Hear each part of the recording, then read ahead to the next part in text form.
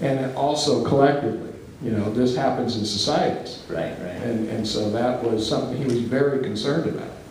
So not avoiding, so maybe part of the move towards a different way of thinking about your own faith tradition is not avoiding the shadowy sides of that, but engaging them in some way to find some sense of balance for yourself in your own tradition and your own personal life as well. I would think that you have that same thing going on. And collective Absolutely, life. because when you engage them, in effect, you disarm them.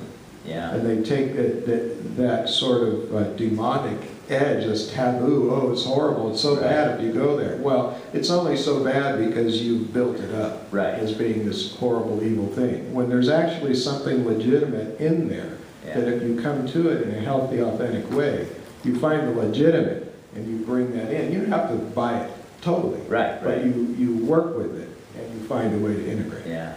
Now that's wholeness. For Jung, the ultimate value for him was not perfection. That's what I was saying in the lecture. Perfection is this sort of one-sided thing where you push all the dark away. Right. But wholeness is a different kind of value altogether. It's not perfect. It's messy. Yeah. But it is more inclusive and it's more empathetic to the other.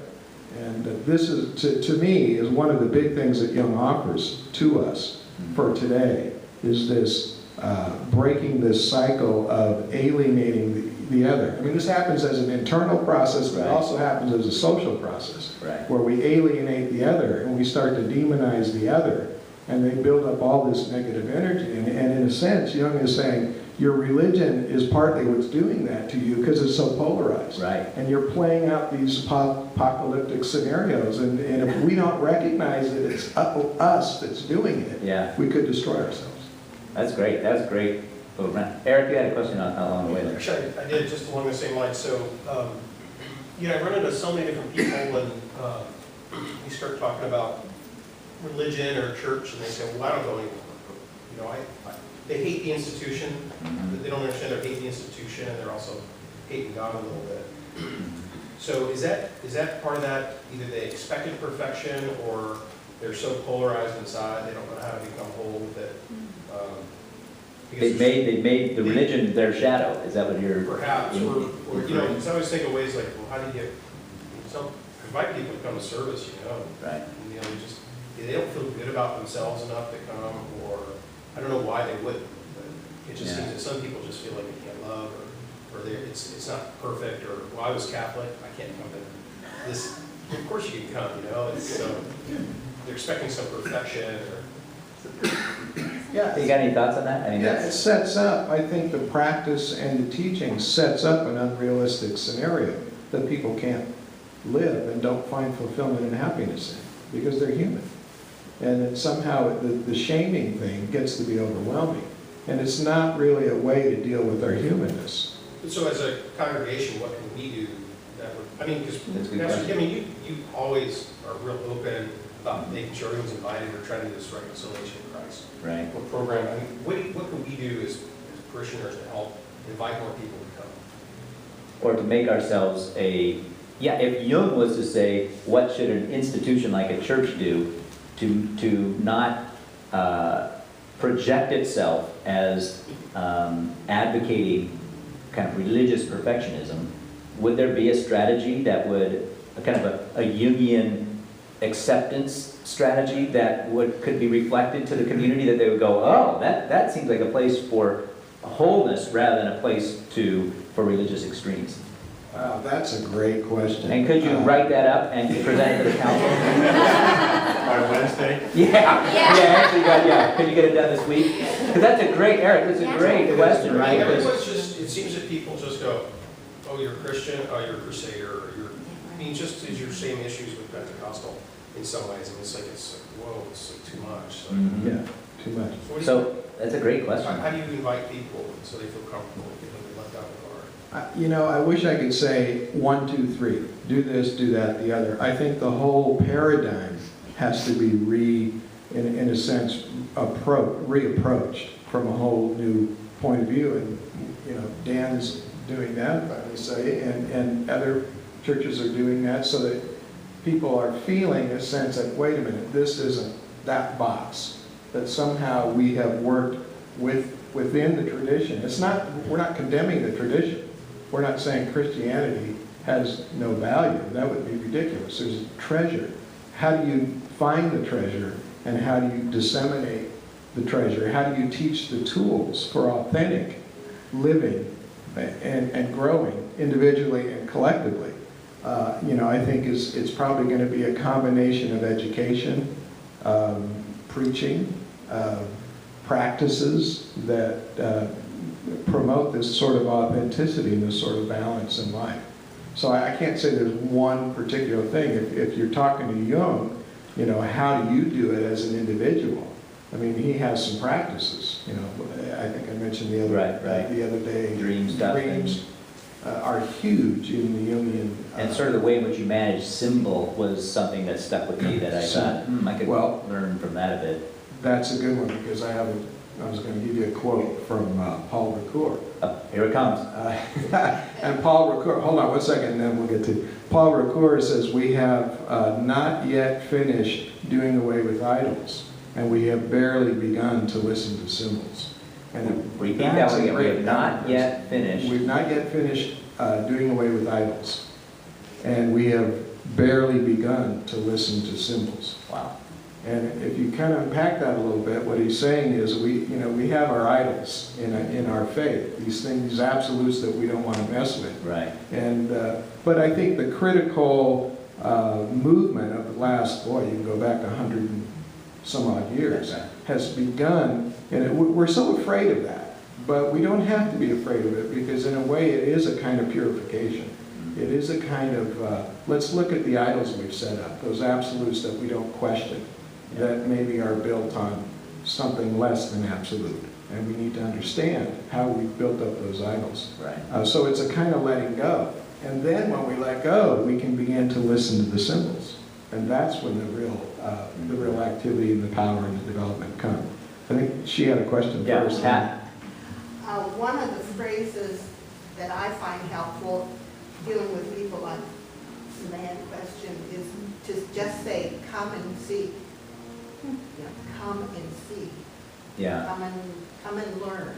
And, to have to say that over and over to these kinds of people. But another thing along these lines is I like to put phrases together that say a lot to me. Mm-hmm. I like to make life simple. And one of the phrases that I have in my office is, be curious, especially about those things that you don't understand or fear. Yeah, that's a great one. Yeah, be curious. I mean, one of the things that we do here is this, somebody else had a question. Yeah, you can comment first. You won't forget your question? That's right here. All right. We do this thing called intentional community, which is an attempt at trying to open that up about curiosity, right? To see if there's a way to be curious with each other's spiritual journey, to where you might discover that even though someone sees the world differently and thinks spiritually different than you, you might discover some beauty there that can then filter into your own journey. And that kind of curious exploration of the way in which the holy is engaged by a variety of different people is one way in which we try to do that here. It's kind of practical, and it takes time, but I find that quite meaningful and kind of approaches, I think, what your strategy goes. Laura, you had a couple. Yeah, so you were talking about practices that we as individuals could do, according to Jung, which was pay attention to your dreams and Partly. Well, that's all I said. and symbols. You did maybe? something about the symbols. You said, oh man. Well, Jung has a practice called amplification, in which when you engage your dreams, what you do is you engage the symbols of your dreams. And not just dreams, Okay. you can engage the symbols of religion, you can Right. engage the symbols of art. Right. There's all kinds of ways to, that becomes in a sense a kind of mirror for you. It gives you back, it tells you something about yourself, because the notion is projection. Right. Things that we don't see in ourselves, we will project outward.